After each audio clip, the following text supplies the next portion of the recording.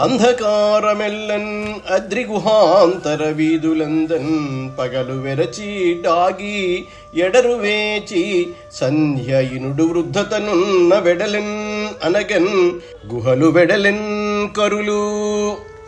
ఆ ఏనుగులు పగటివేళ భయంతో కొండ గుహలలో దాగుకొని సాయంకాలంలో సూర్యుని శక్తి సన్నగిల్లడం కనిపెట్టి బయటికి వచ్చిన చీకట్ల గుంపులా అన్నట్లు ఉన్నాయి.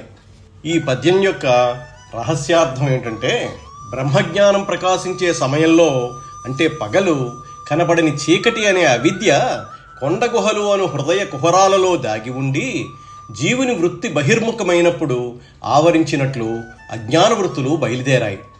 అందమైన ఉపమాలంకార వైభవం ఏంటంటే, సాయంకాలం సూర్యుడు అస్తమిస్తుంటే అప్పటిదాకా గుహలలో ఉన్న చీకట్లు బయటికి వస్తాయి కదా.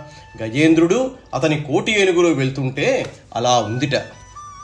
పులుల మొత్తంబులు పొదరిండ్లలో దూరు ఘోరభల్లూకముల్ గుహలు సొచ్చు భూదారములు నేల బొరియలలో డాగు హరిత్ అంతములకేగు హరిదంతములకేగు హరిణచయము మడువుల జొరబారు మహిష సంఘంబులు గండ శైలంబుల కపులు ప్రాకున్ వల్మీకములు సొచ్చు వనభుజంగంబులు నీలకంఠంబులు నింగికెగయు వెరచి చమరీ మృగంబులు విసరు వాల చామరంబుల విహరణ శ్రమము వాయన్ భయద పరిహేళ విహరించు భద్రకరుల గాలి వారిన మాత్రన జాలి పొంది.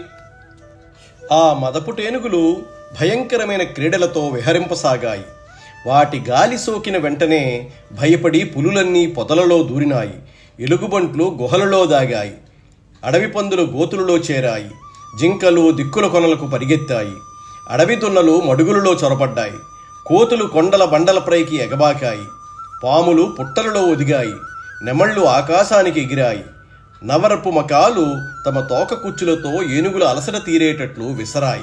ఈ పద్యం యొక్క అంతరంగ రహస్యం ఏంటంటే, బాహ్యంగా భయంకరంగా విహరించే ఏనుగులను చూసి ఇతర జంతువులు బెదురుతున్నాయి అనే చక్కటి స్వభావాలంకారం అలరిస్తుంది.